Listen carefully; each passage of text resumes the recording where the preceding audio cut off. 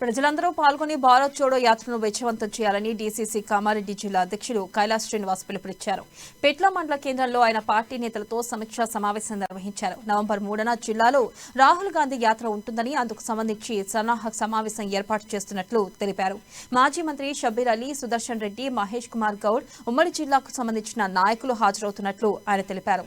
ఇక ఉమ్మడి జిల్లాలోని కాంగ్రెస్, సేవాదల్, కాంగ్రెస్ పార్టీకి సంబంధించిన యూనియన్ సంఘాల నేతలందరూ హాజరై జోడో యాత్రను విజయవంతం చేయాలని కోరారు. మహేష్ కుమార్ గౌడ్ గారు వీళ్ళందరూ పాల్గొంటూ ఉన్నారు కాబట్టి కామారెడ్డి జిల్లా, నిజామాబాద్ జిల్లా, ఉమ్మడి జిల్లాకు సంబంధించిన నాయకులందరూ పాల్గొంటున్నారు కాబట్టి ఆ యొక్క సమావేశానికి ముఖ్య నాయకులు అందరూ పాల్గొనాలి.